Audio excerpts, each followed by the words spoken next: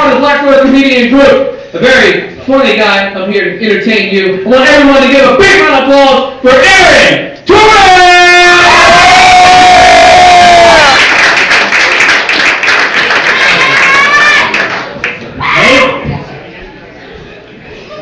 Ladies, don't let the jacket fool you. I assure you, I'm quite poor. Just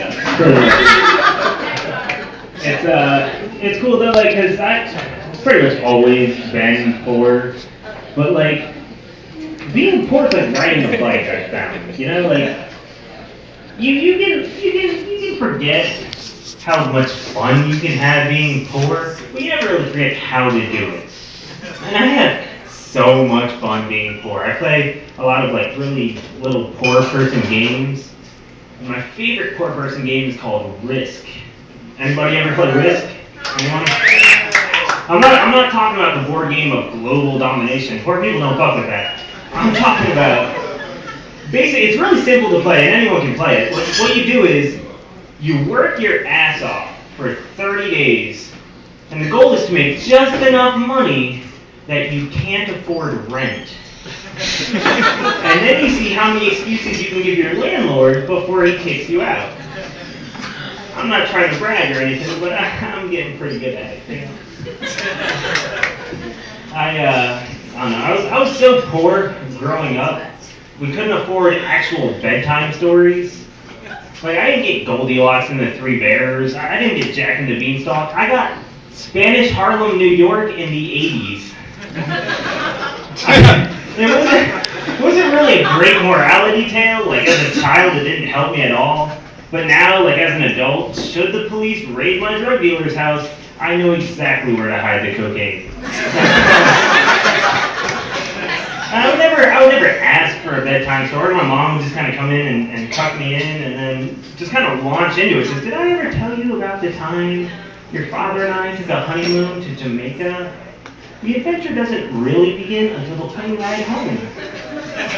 Because your father decided to smuggle in a pound of Jamaican ganja into the country. Ganja is a plant that your mother needs to smoke in order to sit at a cubicle for 9 hours a day, 6 days a week, without losing her mind. Really, Mom? I'm 6! This is you not losing your fucking mind? At 6 years old, my biggest fear were dragons. My number one fear. By age 7, that got bumped down to number 3, behind loan sharks and bookies. My favorite bedtime story, though, was always about my uncle. Because my uncle used to live with us when I was younger. Then he went to jail. And my mom didn't want to ruin my outlook on my uncle. So when I finally asked her, like, well, you know, Uncle Bob was here, and now he's not, what happened? She's like, your uncle went upriver. Why? He's camping. Your uncle's camping right now. He's upriver camping. Well, he needs to be careful. Because I hear bears like to wait by the river. They'll paw at the fish. If he's not careful, a bear will try to eat him. She laughed and she said, no, he doesn't have to worry about that where he's at. No, where he's at, the bears will just bend you over and fuck you. So don't you ever go camping. You guys are fun. I remember when I first got to Blacjsburg, I didn't have any friends. And I decided the best way to make friends is to have a party. So I put up flyers everywhere. I was like inviting everyone to my house. Nobody showed up. Not one of you rat bastards showed up to my party. And I'm a little upset by that. And I was looking at the flyer though to figure out why didn't anybody show up? What's going on with that? And I made sure I had the address, the date, everything. There's a typo at the bottom where it says beverages will be provided. We have liquor, we have beer, we have grape juice. That was not supposed to say grape juice. The flyer said grape juice. So I put up new flyers all over town. You guys are all invited. Big party at my place tonight. We're going to have liquor, we're going to have beer, we're going to have grape soda because we're adults. Nobody drinks juice at a party. Any ladies that are a little concerned by that, don't worry. Got you covered. We're going to have diet grape soda. which means we'll wear a condom because we're protecting your figure. You see, that's...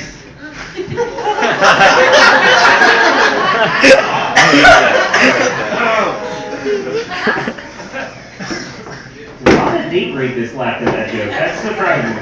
But it is a college town. What am I talking about? I think AIDS is interesting. Stay with me. I find AIDS interesting because it occurs mostly in gays and black people. And the interesting part is if you could just add one more group, if it was gays, black people, and Jews, all that would mean is Hitler was a little bit ahead of his time. That's all I'm saying. And I know it's not fair to just throw Hitler out there at random, but my girlfriend just broke up with me, so I've been thinking about Hitler a lot lately. And you know, he didn't take office by force. Like, it wasn't a military. They held elections. How shitty would that be to go down in history as the guy that lost an election to Hitler?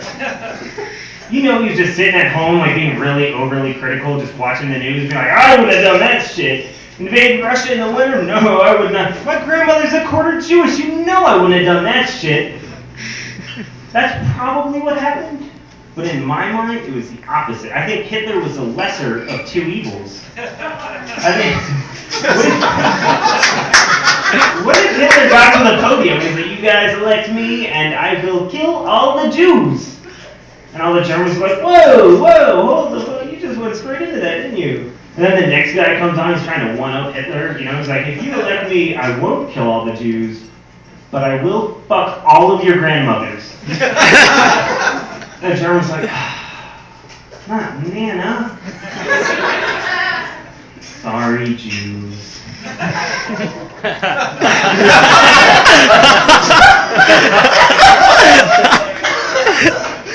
You guys excited for Halloween, by the way?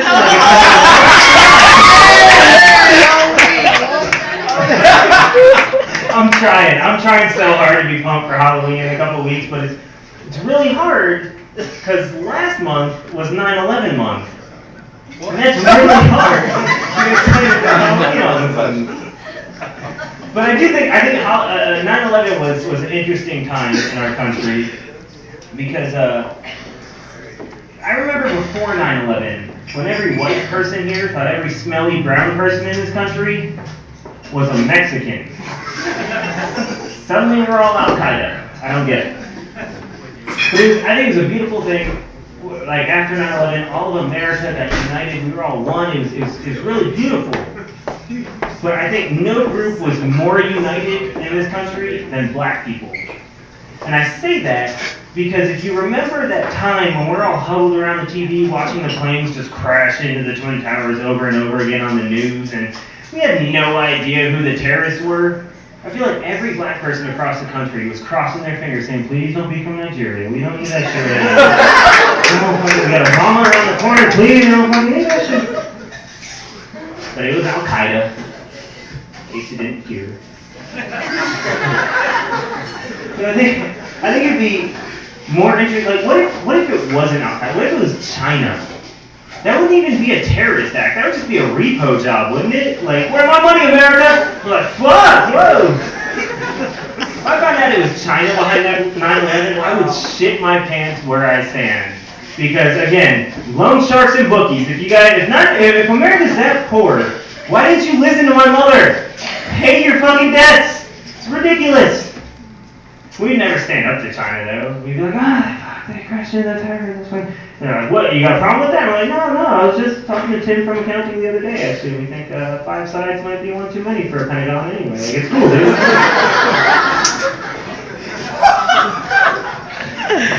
I know. I gotta get out of here in a second.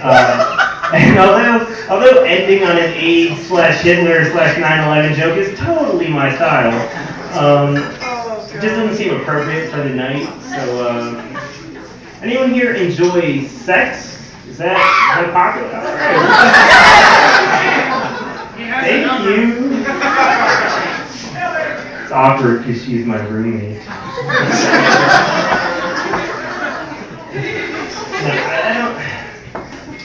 Like I said earlier, I got dumped recently And it's really hard for them to break up. And so now I'm going to start having sex with strangers, and it's weird. But it's more weird because I've been in a relationship entirely too long. And I'm used to relationship sex. You can't have single people sex after you've been in a relationship. It's gross. Relationship sex is I mean, sex in general, when you think about it, it's really fucking gross. Like, I weigh 160 on a good day.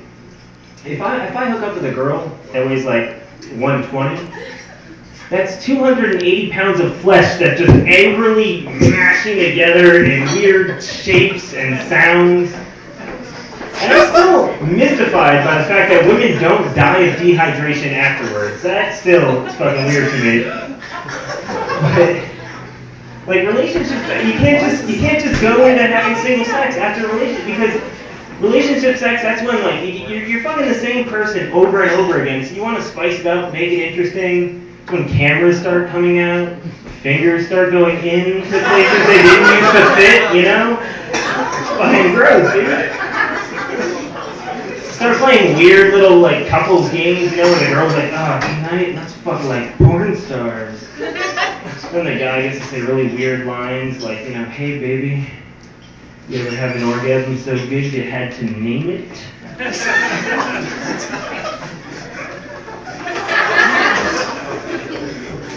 Fucking gross. There's one couples game that most guys avoid for good reason. You play it like once a month. It's called Red Rover. Anybody ever? It's fucking great, isn't it? Yeah, Red Rover, please, for the love of God, send a tampon right over. Shit's fucking great. That's my time. Thank you guys.